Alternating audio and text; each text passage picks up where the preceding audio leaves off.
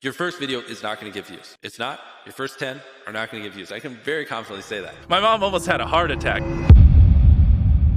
It's been crazy because I've been doing it since I was 11 and I'm 23. And so it's just like basically every year it's just gotten crazier and crazier. And I used to make $1 a day back. Well, the first few years I wasn't even making money off YouTube. But once I started making money, I was making $1 a day. And I saved up for a couple months. I bought a microphone, saved up for half a year. I got a computer, and I've just always reinvested it. And so it's like literally just all. I mean, I was like as awkward as they came. No money, no nothing, and I just basically just obsessed over YouTube. Very first video. Weirdly enough, I played this stupid game and some hacker like killed my base when I was 11. And so I uploaded it. And my first video got 20,000 views like instantly because it was like all the people that played the game was like, oh shit, you can hack in this game. It's a game called Battle Park, small game. But I uploaded that and I got 20,000 views. And that was probably the best thing that could have ever happened to me because then I was hooked from day one. Literally, like most people, it takes hundreds of videos before you get like one view. And somehow the very first video I uploaded at 11 got like 20,000 views. And then I was just like, oh. I fell in love, and I've been hooked ever since. When I was doing YouTube when I was 14 and 15, like now, you know, it's cool if you want to be a YouTuber in high school or middle school. Back then, like, no one gave a fuck. You know what I mean? It was like you're just worried they would try to play your videos in class or make fun of you or stuff like that for it. When I was a young teenager, I was getting no views, had no money, had no equipment. And so for the most part, it was just like I was just trying to scrounge money so I could buy equipment because I was using my brother's old laptop. And so, like, my first couple hundred videos, I didn't have a microphone.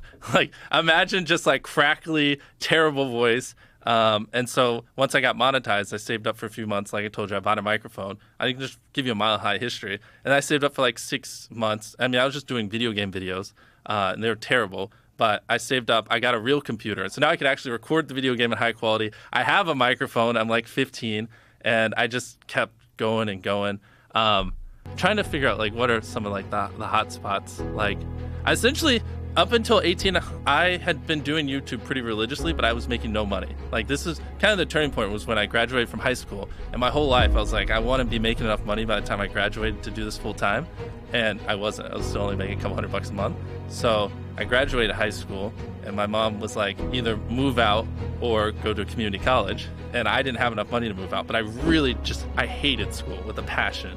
But she forced me to go to community college, and that was the worst thing ever. Like that made me hate life, like borderline suicidal. I just can't stand like having to just sit there and listen to this dumb stuff and listen to some teacher read out a book. So what I did was I would act like I was going to community college, but I would just work on videos in my car and edit and stuff like that. My mom found out I was screwed. Act like I was going to college the whole time, but I wasn't, and I didn't have enough money to move out. And that was kind of when I was just like 15 hours a day, all in. I was like, I'm fucked if this doesn't work. And I had some videos pop off. I couldn't tell you which ones, but I had a month where I made 20 grand because I just had some videos just do really, really well. And then I came home and I was like, yeah, I haven't been going to college, and I moved out the next day. My mom almost had a heart attack because she doesn't understand YouTube or anything back then. And she was like, man, this guy's gonna work at McDonald's. I wasted all this time. Like I invested 18 years and this is what I get. Even in high school, like, you know, I never once studied. I literally wouldn't even take my books home. Like I legit don't think I studied once all of high school at my house. And so we would fight a lot. I didn't have the best grades. And so I would just make videos, and she didn't understand it, especially because back then it was just a whole different world. Like, yeah, there wasn't really a thing as a full-time YouTuber and stuff. And so the middle of North Carolina in a small town, I had like horrible acne. I'm you know, especially back then, really awkward. It's like no one, like people would have bet $1 million that I wouldn't be a YouTuber. You know, it makes no sense. But I just like, I have, you know, hyper obsession, and I love this. I thought, especially if you're like extremely passionate about something at a young age, where most kids are, then it's more exacerbated. That it's like, you know, I didn't talk to anyone. I hardly had any friends because I was so obsessed with YouTube. And back then, just no one cared. So it's like, I thought I was just like, just didn't even know how to speak. Like literally, I just couldn't hold a conversation with a single person because people would just tell me all you talk about is YouTube. And I would try to talk about something else. But back then I was so hyper obsessed, I literally just didn't know how to. Learning how to editing, the pacing of the videos, like ideas, what's going viral, what's trending, what's hot. Especially back then, I had no idea what worked. I mean, I had to like self-teach myself everything, even, you know, frame rate on cameras, coloring of the video, just stuff like that. Most of my growth came actually after I graduated high school. Basically what I did was I somehow found these other like 4 lunatics. 3 of us were college dropouts, 1 was a high school dropout. and one, I don't know, he just like quit his job. We were all super small YouTubers, and we basically talked every day for 1,000 days in a row and did nothing but just like hyper study, like what makes a good video, what makes a good thumbnail, what's good pacing, like how to go viral. And we just call it like daily masterminds. We would just get on Skype every morning, and like some days like I'd get on Skype at 7 a.m. and I'd be in the call until like 10 p.m. and then I'd go to bed, I'd wake up and I'd do it again.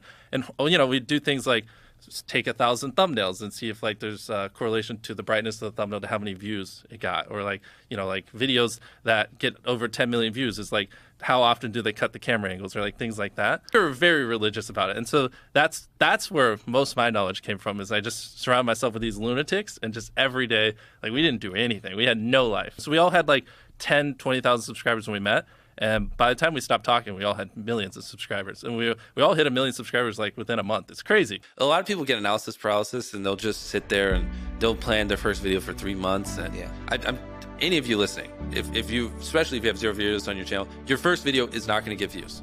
Period. It's not. Your first 10 are not going to get views. I can very confidently say that. So stop sitting there and thinking for months and months on end, and just get to work and start uploading. Like, all you need to do, this applies to people who have not uploaded videos but have dreams of being a YouTuber, is make 100 videos and improve something every time. Do that. And then on your 101st video, we'll start talking, like maybe you can get some views. Just make 100 videos, improve something each time, and then talk to me on your 101st video. Put more effort into the script. The third one, try to learn a new editing trick. The fourth one, try to figure out a way that you can have better inflections in your voice. The fifth one, try to, study a new thumbnail tip and implement it. The sixth one, try to figure out a new title. There's infinite ways. That's the beauty of content creation online. There's literally infinite ways, from the coloring to the frame rate to the editing to the filming to the production to the jokes to the pacing, to every little thing can be improved, and they can never not be improved. There's literally no such thing as a perfect video.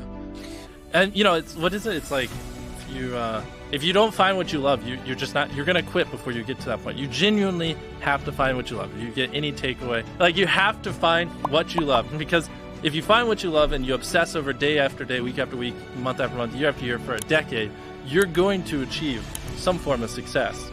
But if you don't truly love it, you're going to quit way before you get like that compound growth and you really get ultra levels of success. So in my opinion, the easiest way to be successful is just find something you truly love.